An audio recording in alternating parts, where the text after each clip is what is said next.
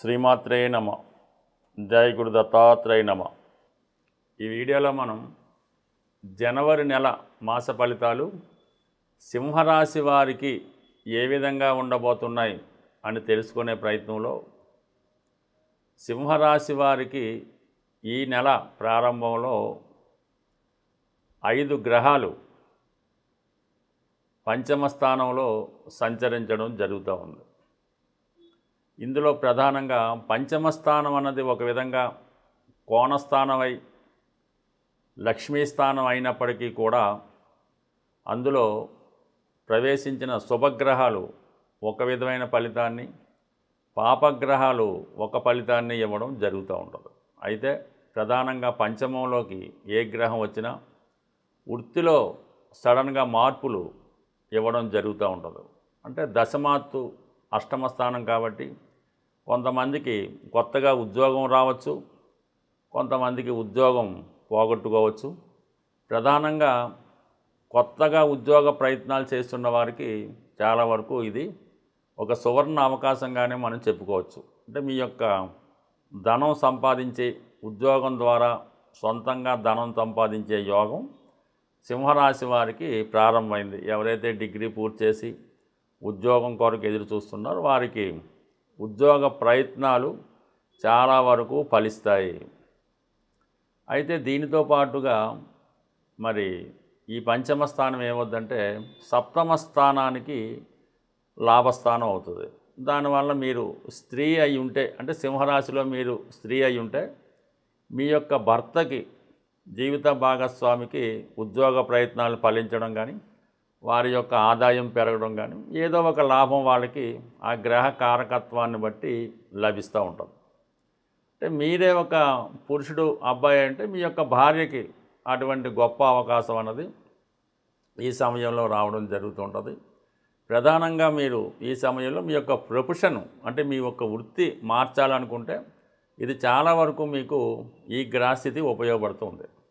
ఇందులో ప్రధానంగా పరిశీలించినప్పుడు కుజుడు చతుర్థ భాగ్యాధిపతిగా పంచమ స్థానం ప్రవేశం ఏంటంటే ఉద్యోగంలో మీరు మారాలని చేసే ప్రయత్నాలు ఫలిస్తాయి.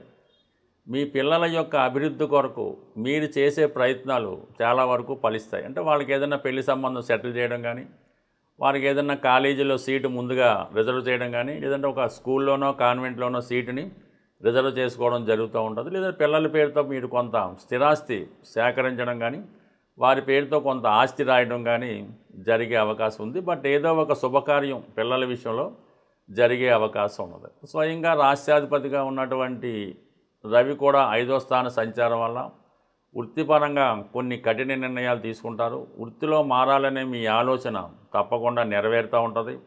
పిల్లల అభివృద్ధి మీకు చాలా ఆనందాన్ని కలిగించే అవకాశం ఉంది. అంటే పంచమ స్థాన ఫలితాలు కనబడతాయి. పిల్లల విషయంలో కొన్ని శుభవార్తలు మీరు వింటారు. వాళ్ళకి ఏదైనా ఉద్యోగ ప్రయత్నాలు లాంటివి ఫలించే అవకాశం ఉన్నది. దాని తర్వాత ఏంటంటే శుక్రుడు, రవితో పాటు సంచరించే శుక్రుడు ప్రస్తుతం శుక్రమౌర్జం జరుగుతుండడం వల్ల స్త్రీలకి కొన్ని అనారోగ్య సమస్యలు ఏర్పడుతూ ఉంటాయి. ఆర్థిక పరంగా సమయానికి మనీ టైటు ఏర్పడుతూ ఉంటుంది. మరి ఈ శుక్రుడు ఈ రాశి వారికి దశమ స్థానాధిపతి అవడం వలన వృత్తిపరంగా తప్పనిసరిగా మార్పులు రావడం కానీ, కొన్ని రోజుల పాటు వృత్తికి సెలవు పెట్టి వేరే వ్యవహారాలు చూసుకోవడం, సొంత వ్యవహారాలు చూసుకోవడం కానీ జరిగే అవకాశం ఉంది. ప్రధానంగా ఈ స్పెక్యులేషను, షేర్ మార్కెట్, జోదం అటువంటి వాటిలో ఆర్థిక నష్టం జరిగే అవకాశం ఉంది. కాబట్టి అటు ఈజీ మనీకి చాలా వరకు దూరంగా ఉంటే మంచిది. ధన లాభాధిపతి బుధుడు కూడా పంచమ స్థాన సంచారం వల్ల ఇది విద్యా సంబంధించిన విషయాల్లో విద్యార్థులు ఎవరైతే ఉన్నత విద్య కొరకు చేసే ప్రయత్నాలు ఫలిస్తాయి. మీకున్న సందేహాలు మీ యొక్క గురువుల ద్వారా తీర్చుకొని సందేహ నివృత్తి చేసుకోవడం జరుగుతూ ఉంటుంది.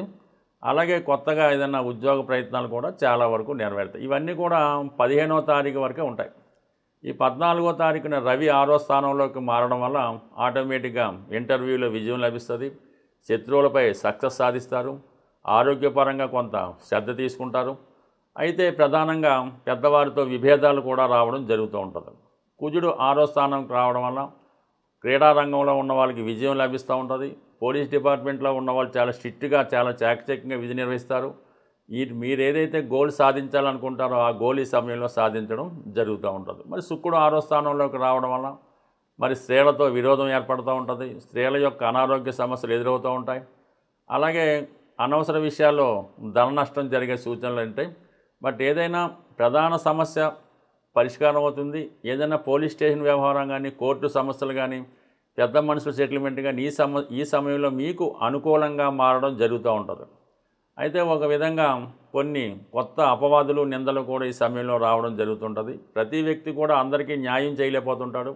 ఎస్పెషల్లీ ఈ సింహరాశి వారికి ఎలా ఉంటుందంటే, ఒకరికి న్యాయం చేస్తే వేరే వాళ్ళు అన్యాయమైనట్టు వాళ్ళు ఇబ్బంది పడుతుంటారు, వాళ్ళకి న్యాయం చేస్తే వీళ్ళు ఇబ్బంది పడుతుంటారు. ఈ విధంగా జాతకుడు అటు బంధువుల మధ్య, బయట వారి మధ్య చాలా సమస్యలు ఎదుర్కోవడం జరుగుతూ ఉంటుంది. బట్ ఏదైనా ఈ సమయంలో ఈ గురువు 11వ స్థాన సంచారం వలన ఎటువంటి జటిలమైన సమస్య అయినా మీ యొక్క సమయస్ఫూర్తి, దైవబలం, పెద్దల ఆశీర్వాదంతో అంతిమ విజయం సాధించడం జరుగుతూ ఉంటుంది. బట్ ఏదైనా ఈ నెలలో కొన్ని శుభవార్తలు సంతాన విషయంలో మీకు తెలియజేయడం జరుగుతుంది. ఎస్పెషల్లీ సంతాన విషయంలో కొత్తగా సంతానాన్ని ఆశిస్తున్న దంపతులు కూడా సంతానం కలిగే అవకాశాలు ఉన్నాయి. అయితే ఇవన్నీ బాగున్నప్పుడు కూడా అష్టమ శని ప్రభావం వల్ల మంచి చేయబోతే చెడు ఎదురవుతుంటుంది. ఎప్పుడో జరిగిపోయిన ఇప్పుడు వెలుగులోకి వచ్చి మిమ్మల్ని చిన్నబుచ్చాలనో అవమానపరచాలనో ప్రయత్నం చేస్తూ ఉంటారు.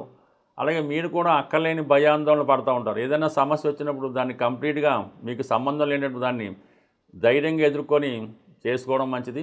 ఎటువంటి సమస్యలు వచ్చినప్పుడు భయపడటం వల్ల అది బయటవారు నిజమని నమ్మే అవకాశం ఉంది. కాబట్టి సమస్యల్ని చాకచక్యంగా ఎదుర్కోవడం మంచిది. బట్ ఏదైనా ఈ సమయంలో మీరు శివారాధన అంటే శనికి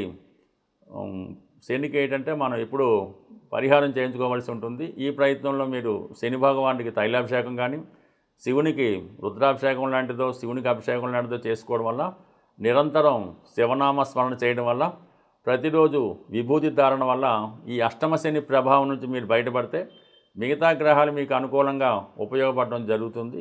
జనవరి నెలలో ప్రధానంగా ఏంటంటే మనకి కొన్ని ముఖ్యమైనటువంటి ఇంపార్టెంట్ డేస్ రావడం జరుగుతూ ఉంటుంది. ఆ డేస్లో ఆ విధి విధానంగా ఆ కార్యక్రమాలు పూర్తి చేసుకుంటే జీవితంలో కొన్ని మలుపులు రావడం జరుగుతుంటుంది. ప్రధానంగా మనకి ఈ డిసెంబర్ 30వ తారీఖున మరి ముక్కోటి ఏకాదశి సందర్భంగా ఉత్తర ద్వార దర్శనం అన్నది జరుగుతూ ఉంటుంది. అంటే ఇది మామూలు విషయం అయితే కాదు. సాక్షాత్తు వైకుంఠంలో ఉన్నటువంటి మహావిష్ణువుని సందర్శించినంత పుణ్యఫలం దక్కుతూ ఉంటుంది. ఎవరైతే తీవ్రమైనటువంటి ఆర్థిక సమస్యలతో బాధపడుతుంటారో వాళ్ళు ఈ డిసెంబర్ 30వ తారీఖున ఈ ముక్కోటి ఏకాదశి నాడు మరి ఉత్తర ద్వారం గుండా ఆ విష్ణుమూర్తి వెంకటేశ్వర స్వామిని దర్శించడం వల్ల మీకున్నటువంటి సమస్త ఈతి బాధలు, ఆర్థిక సమస్యలు పరిష్కారం అవుతాయి. వీలైతే ఆ రోజు చాలా పవిత్రంగా ఉంటూ విష్ణు సహస్రనామాన్ని కానీ, గోవిందనామాలను కానీ వినటం ద్వారా మీ జీవితాన్ని ధన్యం చేసుకోవచ్చు. అలాగే జనవరి 31 అంటే ఇది డిసెంబర్ 30, జనవరి 31న శని త్రయోదశి రాబోతుంది. ఆ రోజు విధి విధానంగా శని భగవానుడికి తైలాభిషేకం జరిపించుకోవడం, ఎక్కువగా శివాలయంలో ఉన్నటువంటి శని భగవానుడికి తైలాభిషేకం చేసుకుంటే ఎక్కువ ఫలితం మీరు పొందుతారు. అదే రోజు అదే దేవాలయంలో ఉన్నటువంటి శివుడికి కూడా మరి అభిషేకం చేయించుకోవడం వల్ల కంప్లీట్గా ఆ శుభ ఫలితాలు మీరు పొందడం జరుగుతూ ఉంటుంది. మరీ ముఖ్యంగా జనవరి 25వ తారీఖున రథసప్తమి రాబోతుంది.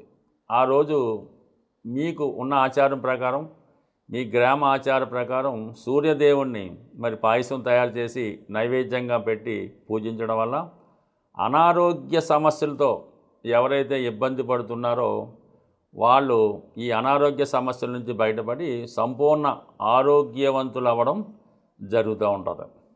అలాగే ఇంకొక పూర్వకాలం ఆచరిస్తున్నటువంటి గొప్ప రెమెడీ ఏంటంటే, ఈ సంక్రాంతి అయిపోయిన తర్వాత జనవరి 17వ తారీఖున ముక్కనుమ అని వస్తూ ఉంటుంది. ఆ ముక్కనుమ రోజు ఎవరు ఇల్లు కదలకుండా, ఊళ్ళకి వెళ్లకుండా ఇంట్లోనే ఉంటారు. అంటే పూర్వకాలంలో ఎక్కువగా చేస్తూ ఉంటారు. ఆ రోజు ఈ బొమ్మల కొలువు అంటే మీ దగ్గర ఉన్నటువంటి బొమ్మలతో ఒక అలంకారంగా స్టాండ్ లాగా ఈ బొమ్మల కొలువు అన్నది ఏర్పాటు చేయడం జరుగుతూ ఉంటుంది. అందులో రాధాకృష్ణులు, శివపార్వతులు, అనేక రకాల బొమ్మల్ని ప్రదర్శిస్తూ ఉండేవారు.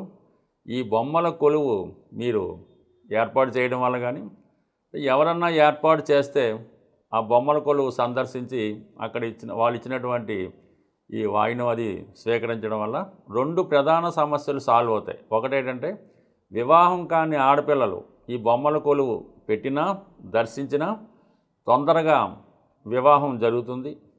అలాగే ఎవరైతే సంతానం లేక ఇబ్బంది పడుతున్నారో వాళ్ళకి సంతాన భాగ్యం కూడా కలిగే అవకాశం ఉంటుంది. కాబట్టి వీలైతే మీ గ్రామంలో మీ పట్టణంలో ఒక్కసారి ఈ బొమ్మల కొలువుని సందర్శించి వాళ్ళు ఇచ్చినటువంటి ఆతిథ్యాన్ని కూడా స్వీకరించడం వల్ల కొన్ని అంటే ఇవి పురాతనంగా వస్తున్నటువంటి ఆచారాలు కాలగమనంలో కలిసిపోవడం జరుగుతూ ఉంటుంది. కాబట్టి ఈ చిన్న చిన్న పరిహారాలు పాటిస్తూ ప్రధానంగా ఈ జనవరి 15 నుంచే ఉత్తరాయణ పుణ్యకాలం స్టార్ట్ అవుతుంది. కాబట్టి ఈ సమయంలో మీరు ఏదైనా ఒక దీక్ష తీసుకొని ఒక సంకల్పం చేసుకొని ఒక భగవంతుణ్ణి ఎక్కువగా ఆరాధించడం వల్ల నమ్మడం వల్ల ఆ ఫలితం కూడా మీకు ఎక్కువగా వచ్చే అవకాశం ఉంది. బట్ ఏదైనా ఈ ఆచారాలు వ్యవహారాలు పాటించడం ఏదైనా ఎవరిదైనా ఆంగ్ల సంవత్సరాది కొత్తగా ప్రారంభమవుతుంది. కాబట్టి కొన్ని కొత్త అలవాట్లు చేసుకుంటే జీవితంలో కొన్ని కొత్త మార్పులు రావడానికి అవకాశం ఉంటుంది. స్వస్తి.